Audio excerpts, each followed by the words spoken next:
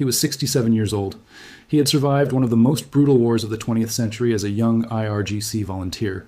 He had served as Iran's nuclear negotiator, then parliament speaker for 12 years, then chief advisor to the supreme leader, and finally, as of August 2025, secretary of the Supreme National Security Council, the most powerful security position in the entire Iranian government. He had a PhD in Western philosophy. He had met with American, European, and Chinese officials across decades of high-stakes diplomacy. He had publicly mocked Trump's threats, posting on social media on March 10th that Iran did not fear empty threats and warning the American president to watch out for himself lest he be eliminated. He had survived the opening strikes of Operation Epic Fury on February 28th, while the supreme leader and dozens of other officials around him died. He had moved between safe houses and secret locations since the war began, taking precautions that intelligence officials on both sides described as sophisticated and extensive. He had become, in the absence of the supreme leader, the de facto leader of the entire Islamic Republic, the man the New York Times described as having effectively run Iran since January 2026. And then, on the night of March 16th to 17th, Israeli intelligence tracked him to the outskirts of eastern Tehran. The airstrike found him visiting his daughter. His son Morteza was killed with him. The head of his office was killed with him. His guards were killed with him. And the Supreme National Security Council, the body the Islamic Republic had constructed to be the untouchable nerve center of Iran's strategic decision-making, lost the man who was keeping it functional in the middle of a war. America had demolished the one institution Iran believed was keeping everything together. To understand what the Supreme National Security Council actually is, and why Ali Larijani's death mattered so much more than any other killing in this conflict, except Khamenei himself, you have to understand how Iran's government is actually structured, and who this body serves. The SNSC is not a cabinet-level ministry. It is not a parliament committee. It is the supreme coordinating body for all of Iran's national security decisions. The room where military, intelligence, diplomatic, and political leadership converge to make the most consequential decisions the Islamic Republic faces.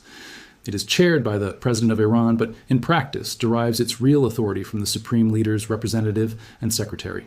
It coordinates between the IRGC, the regular armed forces, the intelligence ministry, the foreign ministry, and the nuclear negotiating team. It is the institutional brain of Iran's security state, the place where strategy is actually made rather than announced. When Ali Khamenei needed someone to translate his strategic vision into operational decisions across multiple institutions simultaneously, it was Larijani who sat in that room. Like and subscribe right now, because understanding what the SNSC does is understanding why destroying its leadership was the priority that received the most intelligence resources of the entire decapitation campaign. Larijani's personal history tracks the full arc of Iran's Islamic Republic from its founding to its most dangerous crisis. He was born in 1961 in Najaf, Iraq, the son of Grand Ayatollah Mirza Hashem Amoli Larijani. He grew up in a clerical family of enormous religious and political standing. His family connections gave him access to the highest levels of Iran's clerical establishment from childhood. He joined the IRGC as a young man during the Iran-Iraq War, giving him the military credential that the IRGC establishment respects above almost anything else. After the war, he served as Minister of Culture and Islamic Guidance, then spent 10 years as head of Iran's state broadcaster, building relationships with every institution in the country's media and propaganda apparatus. He served as Iran's chief nuclear negotiator in the mid-2000s, sitting across the table from European foreign ministers and American intermediaries in the most sensitive bilateral discussions Iran has conducted with the West in the nuclear era. He was parliament speaker for 12 years, from 2008 to 2020, making him one of the longest-serving legislators in the country's post-revolutionary history. And then, in August 2025, President Pezeshkian appointed him Secretary of the Supreme National Security Council, specifically because his combination of IRGC credentials, nuclear negotiating experience, parliamentary authority, and personal closeness to Khamenei made him the only person in Iran who could simultaneously manage a war, oversee nuclear talks, coordinate the security apparatus, and advise a supreme leader whose health was already declining before the February 28th strike killed him. Hit, like, and subscribe. Because that biography is not background. It is the reason his death mattered. By the time the 2026 war began on February 28th, Larijani had already been effectively running Iran's strategic decision-making for weeks. The New York Times assessed explicitly that he had been in charge since January 2026, coordinating the crackdown on the wave of protests that had swept Iranian cities demanding the end of Islamic rule, a crackdown for which the United States imposed new sanctions on him personally on January 15, 2026, specifically for repressing protesters. He was simultaneously overseeing Iran's nuclear negotiating position, meeting with mediators in Oman only 2 weeks before the conflict began, and managing the increasingly tense diplomatic relationship with Washington. When Khamenei was killed in the opening minutes of the war, and the institutional structure of the Islamic Republic was suddenly without its center of gravity, Larijani stepped into the vacuum. He made public statements. He appeared at the Quds Day March in Tehran on March 13th, his last confirmed public appearance. He posted on social media on March 10th, warning Trump directly. He was the face of continuity at the exact moment Iran needed someone to project institutional coherence to a watching world. And he was doing all of that while moving between hideouts, trying to stay ahead of the targeting campaign that had already killed everyone around him on February 28th. Like and subscribe, because the combination of those two things, being the public face of Iranian resistance while simultaneously being the most wanted man in Israel's targeting database, made him the single most consequential kill of the post-Khamenei phase of the conflict. The intelligence operation that found Larijani deserves its own examination because it was, by all available accounts, extraordinarily difficult. Israeli intelligence officials briefed afterward that they had been looking for him since the opening day of the war and had not been able to locate him precisely enough for a strike during the initial phase because he took extensive precautions. He moved between multiple secret locations. He did not follow a predictable schedule. He communicated through channels designed to avoid the pattern of life analysis that had enabled many of the other targeted killings. His social media account posted what appeared to be handwritten notes, complicating the possibility that metadata from digital devices was being used to track him. Israeli security officials confirmed there had been previous assassination attempts during Operation Lion's Roar itself, the opening wave, that had not resulted in his death. And then, according to Israeli intelligence sources quoted by Iran, international local residents of Tehran tipped off Israeli intelligence about his movements. The most powerful security official in Iran, WAS, ultimately located not through satellite surveillance alone or communications intercept alone, but with assistance from sources on the ground in Tehran. Sources who, in the context of the massive protests against the Islamic Republic that had preceded this war, apparently had both the motivation and the access to provide targeting intelligence on a man who was personally responsible for ordering the violent crackdown on those protests. His son, Morteza, and the head of his office, Alireza Bayat, were also in the building when the strike hit. Iran's Supreme National Security Council released a statement confirming all of their deaths. Hit, like, and subscribe. Because a security chief located through tips from the residents of the city where he was hiding is a detail that reveals everything about the political reality of what the Islamic Republic was facing at the moment of its most dangerous crisis. The immediate reaction from the Iranian government to Larijani's killing tried to project institutional resilience through a very specific public framing. Foreign Minister Araghchi went on Al Jazeera and said that Iran's governance does not depend on a single individual and that it has a strong political structure with established political, economic, and social institutions. The SNSC issued an official statement calling Larijani a martyr. President Pezeshkian released a condolence message describing his martyrdom as a reward for decades of sincere contributions and warned of severe consequences for the terrorist criminals responsible. Iran denied that the killing would have a destabilizing effect on the country's government or its responses to what it called U.S.-Israeli aggression. That was the official message. The analysis from everyone who was not the Iranian government told a different story. Conservative Iranian political analyst Hatef Salehi said publicly that Larijani's absence at this critical and dangerous juncture would cast a deep shadow over diplomacy to end the war and decrease the chances of finding a low-cost political solution.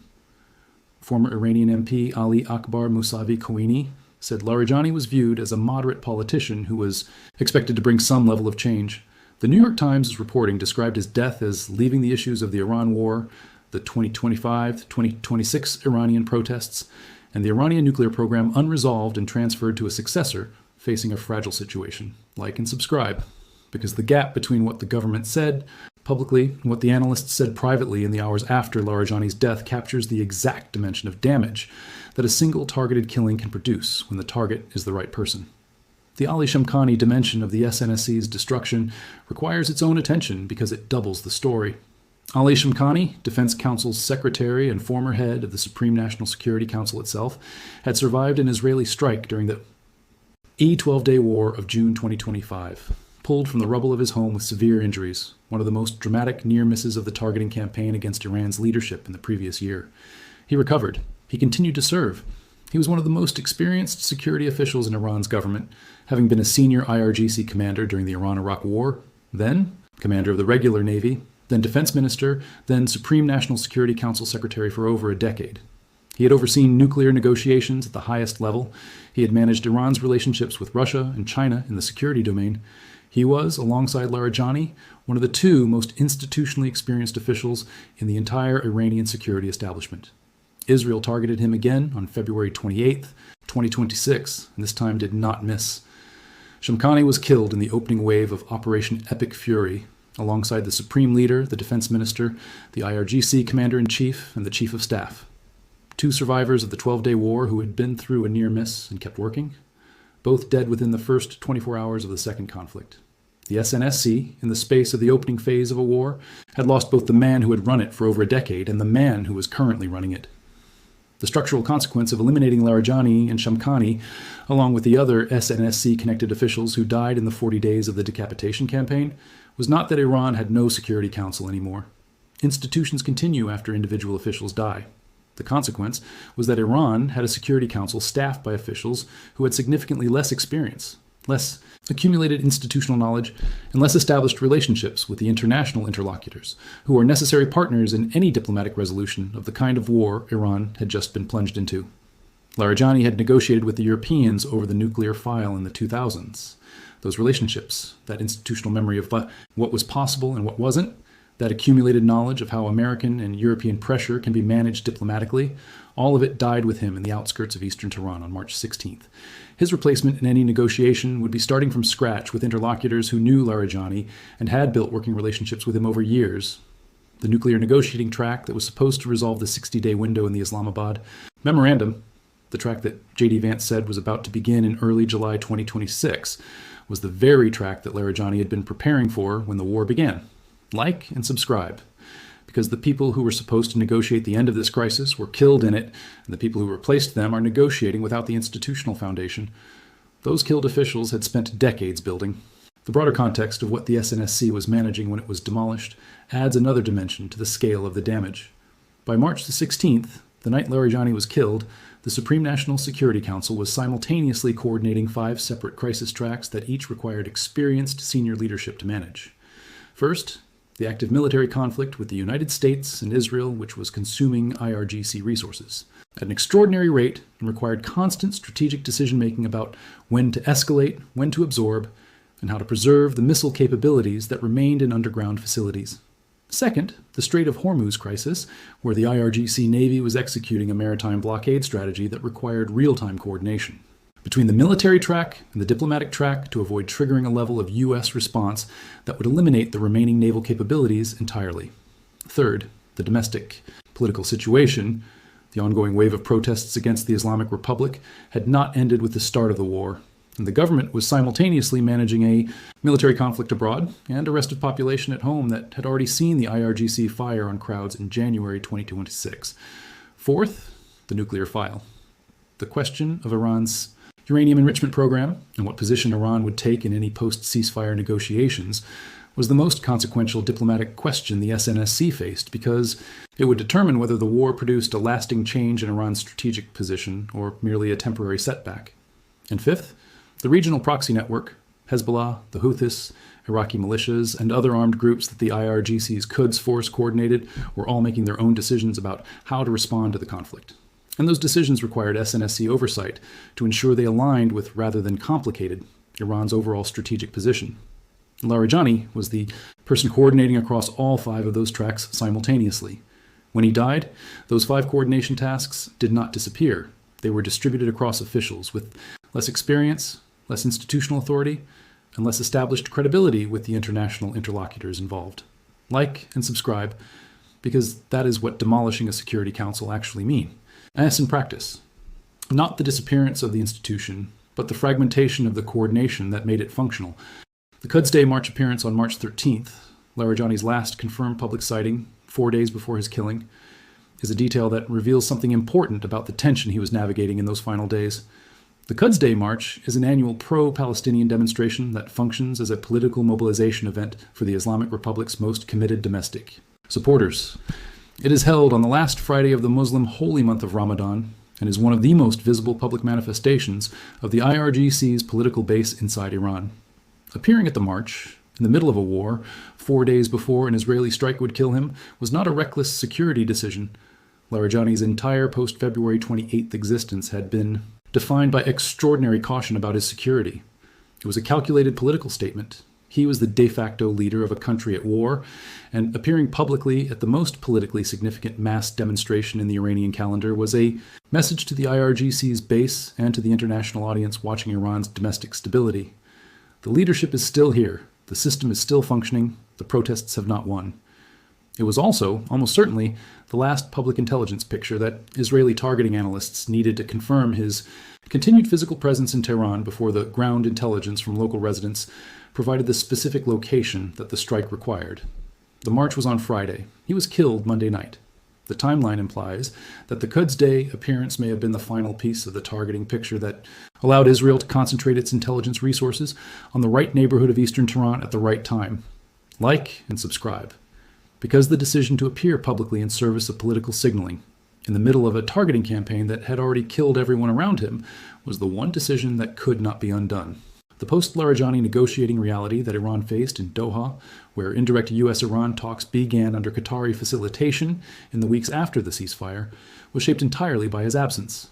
Parliament Speaker Ghalibaf, a pragmatic figure with a military background, and political ambitions, but without Larijani's decades of nuclear negotiating experience or his personal relationships with Western diplomatic interlocutors, took on the lead coordination role for the talks. The contrast between the two men as negotiating figures was visible from the opening sessions. Ghalibaf represented Iranian interests effectively but lacked the accumulated relationship capital that Larijani had built over years of direct engagement with European and American officials.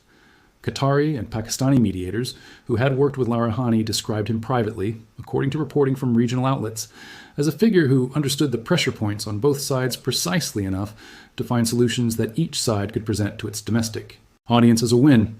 That skill, knowing what the other side needs to be able to say publicly while accepting something different privately, is not replaceable by appointment. It is built through experience, and the experience died with Larijani in the eastern outskirts of Tehran on March 16th. Hit like and subscribe and share this video, because Iran thought its Supreme National Security Council was untouchable. The 40 days that followed February 28th proved that no institution is untouchable when the intelligence penetration is complete enough, the targeting capability is precise enough, and the adversary is willing to pursue its targets through every safe house, secret location, and family visit they attempt to hide behind.